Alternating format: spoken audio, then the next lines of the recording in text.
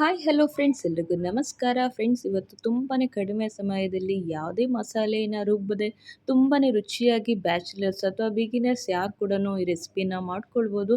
ಅದು ಬಂದು ಎಗ್ ಬಿರಿಯಾನಿ ರೆಸಿಪಿನ ತೋರಿಸ್ತಾ ಇದ್ದೀನಿ. ತುಂಬಾ ಸಿಂಪಲ್ ಆಗಿರುತ್ತೆ. ಬನ್ನಿ ಇವತ್ತಿನ ಈ ರೆಸಿಪಿನ ಸ್ಟಾರ್ಟ್ ಮಾಡೋಣ. ಫಸ್ಟ್ ಇಲ್ಲಿ ಮೊಟ್ಟೆನ ಬೇಯಿಸ್ಕೊಳ್ಳಿಕ್ಕೆ ಒಂದು ಟ್ರಿಕ್ಕನ್ನು ಹೇಳ್ತೀನಿ. ಮೊಟ್ಟೆಗಳು ಒಡೆದೋಗೋ ಚಾನ್ಸ್ ತುಂಬಾ ಇರುತ್ತಲ್ವ. ಎಗ್ ಬಿರಿಯಾನಿಗೆ ಒಡೆದೋಗಬಾರ್ದು ಮೊಟ್ಟೆಗಳು. ಹಾಗಾಗಿ ಬೇಯಿಸುವಾಗ ಸ್ವಲ್ಪ ಈರುಳ್ಳಿ ಸಿಪ್ಪೆ ಹಾಗೆಯೇ ಸ್ವಲ್ಪ ಉಪ್ಪನ್ನು ಹಾಕಿ ಬೇಯಿಸ್ಕೊಂಡ್ರೆ ಒಂದು ಕೂಡ ಮೊಟ್ಟೆಗಳು ಒಡೆದೋಗಲ್ಲ. ಸೊ ಇವಾಗೆಲ್ಲ ಬೇಯಿಸ್ಕೊಂಡ್ಬಿಟ್ಟು ಸುಲಿದ್ಬಿಟ್ಟು ಫೋರ್ಕಿಂದ ಈ ರೀತಿ ಚುಚ್ತಾ ಇದ್ದೀನಿ. ಇಲ್ಲ ಅಂತ ಹೇಳಿದ್ರೆ ನೈಫಲ್ಲಿ ಕೂಡ ಕಟ್ ಮಾಡ್ಕೋಬೋದು. ಅದು ಕೆಲವೊಮ್ಮೆ ಮೊಟ್ಟೆ ಹಾಕಿದಾಗ ಬಿರಿಯಾನಿಲಿ ಒಡೆದೋಗ್ಬಿಡತ್ತೆ. ಸೊ ಹಾಗಾಗಿ ಈ ಥರ ಮಾಡ್ಕೊಳ್ತಾ ಇದ್ದೀನಿ. ಇವಾಗ ಒಂದು ಕುಕ್ಕರನ್ನು ತೊಗೊಂಡ್ಬಿಟ್ಟು ಸ್ವಲ್ಪ ಆಯಿಲನ್ನು ಹಾಕ್ಕೊಂಡು ಸ್ವಲ್ಪ ಖಾರದ ಪುಡಿ ಹಾಗೆಯೇ ಧನಿಯಾ ಪೌಡರ್, ಸ್ವಲ್ಪ ಉಪ್ಪು ಹಾಗೆಯೇ ಪೆಪ್ಪರ್ ಹಾಗೆಯೇ ಸ್ವಲ್ಪ ಗರಂ ಮಸಾಲವನ್ನು ಹಾಕಿ ಈ ರೀತಿ ಮೊಟ್ಟೆಗಳನ್ನೆಲ್ಲ ಕೂಡ ಹಾಕ್ಬಿಟ್ಟು ಈ ರೀತಿ ಸ್ವಲ್ಪ ಫ್ರೈ ಮಾಡ್ಕೊಳ್ಳೋಣ. ಈ ರೀತಿ ಮಾಡೋದ್ರಿಂದ ಮೊಟ್ಟೆಗಳು ಬಿರಿಯಾನಿ ಒಳಗೆ ರೈಸ್ ಒಳಗಡೆ ಹಾಕಿದಾಗ ಅದು ಒಡೆದೋಗೋದಿಲ್ಲ, ಹಾಗೇ ಇರುತ್ತೆ. ನೋಡಿ, ಒಂದೆರಡು ನಿಮಿಷ ಈ ರೀತಿ ಮಾಡಿ ಒಂದು ಪ್ಲೇಟ್ಗೆ ಟ್ರಾನ್ಸ್ಫರ್ ಮಾಡಿ ಎತ್ತಿಟ್ಕೊಳ್ಳೋಣ. ಇವಾಗ ಅದೇ ಕುಕ್ಕರ್ನಲ್ಲಿ ಮತ್ತೆ ಒಂದು 2 ಟೇಬಲ್ ಸ್ಪೂನಷ್ಟು ಕುಕ್ಕಿಂಗ್ ಆಯಿಲನ್ನು ಹಾಕ್ಕೊಳ್ತಾ ಇದ್ದೀನಿ. ಸ್ವಲ್ಪ ಬಿಸಿ ಆದ ನಂತರ ಇಲ್ಲಿ ಸ್ಪೈಸಸ್ ನೋಡ್ಕೊಳ್ಳೋಣ. ಅದಕ್ಕೆ ನಾನಿಲ್ಲಿ ಒಂದು 4ರಿಂದ 5 ಲವಂಗ ಹಾಗೆಯೇ ಅರ್ಧ ಚಮಚ ಸೋಂಪು ಕಾಳು ಹಾಗೆಯೇ ಒಂದು 5ರಿಂದ 6 ಚಿಕ್ಕ ಚಿಕ್ಕ ಪೀಸು ಚಕ್ಕೆದು ಹಾಗೆಯೇ ಪಲಾವ್ ಎಲೆ ಇದೆಲ್ಲ ಕೂಡ ಹಾಕಿ ಲೋ ಫ್ಲೇಮಲ್ಲಿ ಸ್ವಲ್ಪ ಅದ್ರ ಘಮ ಬಿಡಬೇಕು, ಆ ಥರ ಫ್ರೈ ಮಾಡ್ಕೊಳ್ಳೋಣ. ಇವಾಗ ಇಲ್ಲಿ ನಾನಿಲ್ಲಿ ಒಂದು 3-4 ಈರುಳ್ಳಿಯನ್ನು ಕಟ್ ಮಾಡಿಬಿಟ್ಟು ಉದ್ದುದ್ದಾಗಿದ್ದರೆ ತುಂಬ ಚೆನ್ನಾಗಿರುತ್ತೆ ಟೇಸ್ಟು. ಅಂದರೆ ನಾವು ತಿನ್ನುವಾಗ ಚೆನ್ನಾಗಿ ಸಿಗುತ್ತೆ ಈರುಳ್ಳಿ. ಆ ರೀತಿ ಕಟ್ ಮಾಡ್ಕೊಂಬಿಟ್ಟು ಒಂಚೂರು ಫ್ರೈ ಮಾಡ್ಕೊಳ್ಳೋಣ. ಅದ್ರ ಜೊತೆಯಲ್ಲಿ ಇವಾಗ ನಾನಿಲ್ಲಿ ಸ್ವಲ್ಪ ಕೊತ್ತಂಬರಿ ಹಾಗೆಯೇ ಸ್ವಲ್ಪ ಪುದೀನ ಸೊಪ್ಪನ್ನು ಹಾಕ್ಕೊಳ್ತಾ ಇದ್ದೀನಿ. ಇದೆಲ್ಲ ಕೂಡ ಈರುಳ್ಳಿ ಎಣ್ಣೆ ಜೊತೆಯಲ್ಲಿ ಚೆಂದ ಫ್ರೈ ಮಾಡ್ಕೊಳ್ಳೋಣ.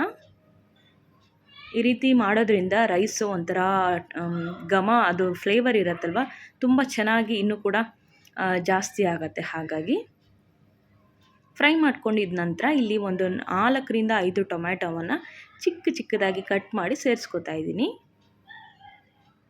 ಇದಕ್ಕೆ ಸ್ವಲ್ಪ ಉಪ್ಪನ್ನು ಹಾಕ್ಕೊಂಬಿಟ್ಟು ಬೇಯಿಸ್ಕೊಳ್ಳೋಣ. ಇಲ್ಲ ಬೇಗ ಆಗುತ್ತೆ, ಚೆನ್ನಾಗಿ ಬೇಗ ಮೆತ್ತಗಾಗ್ಬಿಡುತ್ತೆ ಟೊಮೆಟೊ ಎಲ್ಲ. ಇದೆಲ್ಲ ಕೂಡ ಮೆತ್ತಗಾಗಿ ರಸ ಬಿಟ್ಕೊಳ್ಬೇಕು ಟೊಮೆಟೊ. ಹಾಗಾಗಿ 1-2 ನಿಮಿಷ ಈ ರೀತಿ ಫ್ರೈ ಮಾಡ್ಕೊಳ್ಳೋಣ.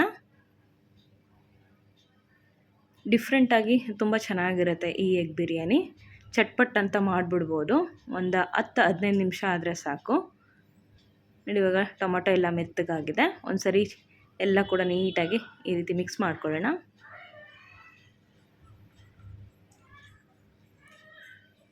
ನಮ್ಮನೇಲೂ ಇದು ತುಂಬ ಇಷ್ಟಪಟ್ಟು ತಿಂತಾರೆ. ಅಂದರೆ ಬೆಳಗ್ಗೆ ಹೊತ್ತು ಬೇಗ ಮಾಡಿಬಿಡ್ಬೋದು. ಅದಕ್ಕೆ ಇವಾಗ ನಾನಿಲ್ಲಿ ಜಿಂಜರ್ ಗಾರ್ಲಿಕ್ ಪೇಸ್ಟು, ಶುಂಠಿ ಬೆಳ್ಳುಳ್ಳಿ ಪೇಸ್ಟು 1.5 ಸ್ಪೂನಷ್ಟು ಹಾಕ್ಕೊಳ್ತಾ ಇದ್ದೀನಿ. ಇದರಲ್ಲಿ ನಾನು ಯಾವುದೇ ರೀತಿ ಮಸಾಲೆನ ರುಬ್ತಾ ಇಲ್ಲ. ಶುಂಠಿ ಬೆಳ್ಳುಳ್ಳಿ ಪೇಸ್ಟ್ ಇರುತ್ತಲ್ವ, ಸೊ ಆಲ್ರೆಡಿ ಇದನ್ನು ಹಾಕ್ಕೊಳ್ಬೋದು. ನೀವು ರುಬ್ಲೇಬೇಕಂತ ಏನು ಕೂಡ ಇಲ್ಲ. ಸೊ ಇದನ್ನು ಹಾಕ್ಬಿಟ್ಟು ಅದರ ಹಸಿ ಸ್ಮೆಲ್ ಹೋಗಲಿ ಸ್ವಲ್ಪ ಫ್ರೈ ಮಾಡ್ಕೊಳ್ಳೋಣ. ಇವಾಗ ಸ್ಪೈಸಸ್ ಇಲ್ಲಿ 1 ಸ್ಪೂನಷ್ಟು ಅಚ್ಚ ಖಾರದ ಪುಡಿ, ನಾನಿಲ್ಲಿ ಹಸಿಮೆಣಸನ್ನು ಬಳಸಿಲ್ಲ. ಹಾಗೆಯೇ 1 ಸ್ಪೂನಷ್ಟು ಧನಿಯಾ ಪೌಡರ್, 1 ಸ್ಪೂನಷ್ಟು ಇಲ್ಲಿ ಗರಂ ಮಸಾಲವನ್ನು ಆ್ಯಡ್ ಮಾಡ್ಕೊಳ್ತಾ ಇದ್ದೀನಿ. ಅದ್ರ ಜೊತೆಯಲ್ಲಿ ನಾನಿವಾಗ ಇಲ್ಲಿ ಬಿರಿಯಾನಿ ಮಸಾಲ ಪೌಡರ್, ಸೊ ಇದನ್ನು ಬಳಸ್ಕೊತಾ ಇದ್ದೀನಿ. ಇದು 10 ರೂಪಾಯಿ 15 ರೂಪಾಯಿಗೆಲ್ಲ ಸಿಕ್ಕತ್ತೆ ಚಿಕ್ಕ ಪ್ಯಾಕು. ಸೊ ಇದನ್ನು ನಾನು 1 ಸ್ಪೂನಷ್ಟು ಹಾಕ್ಕೊಳ್ತಾ ಇದ್ದೀನಿ. ಇವಾಗ ಇದನ್ನೆಲ್ಲ ಹಾಕಿ ಒಂದೊಳ್ಳೆ ಮಿಕ್ಸ್ ಕೊಡೋಣ. ಈ ಬಿರಿಯಾನಿ ಮಸಾಲ ಹಾಕೋದ್ರಿಂದ ಆ ಬಿರಿಯಾನಿ ಟೇಸ್ಟ್ ಬಂದುಬಿಡತ್ತೆ. ಸೊ ಹಾಗಾಗಿ ಬ್ಯಾಚುಲರ್ಸಿಗೆ ಇದು ತುಂಬ ಬೆಸ್ಟ್ ಅಂತ ಅನಿಸುತ್ತೆ. ಇವಾಗ ಇದಕ್ಕೆ ನಾನಿಲ್ಲಿ ಇದರಲ್ಲಿ 1.5 ಗ್ಲಾಸಷ್ಟು ಅಕ್ಕಿಯನ್ನು ತೊಗೊಂಡಿದ್ದೀನಿ. ಓಕೆನಾ. ಇವಾಗ ಇದರಲ್ಲಿ ನಾನು 3 ಗ್ಲಾಸಷ್ಟು ನೀರನ್ನು ಹಾಕ್ಕೊಳ್ತೀನಿ. ನಾರ್ಮಲ್ ಸೋನಾ ಮಸೂರಿ ರೈಸನ್ನು ಯೂಸ್ ಮಾಡ್ತಾಯಿದ್ದೀನಿ.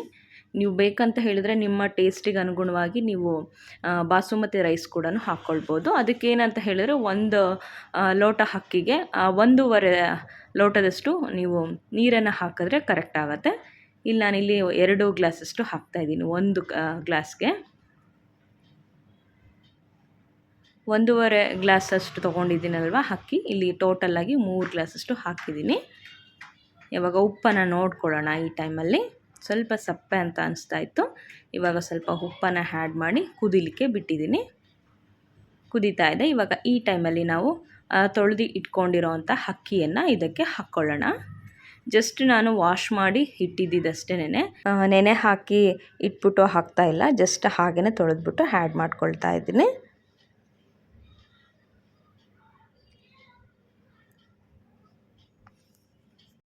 ಅಕ್ಕಿಯನ್ನು ಹಾಕಿದ ತಕ್ಷಣ ಲಿಡ್ಡನ್ನು ಕ್ಲೋಸ್ ಮಾಡಬಾರ್ದು. ಸ್ವಲ್ಪ ಚೆನ್ನಾಗಿ ಕುದಿಲಿಕ್ಕೆ ಬಿಡಬೇಕು.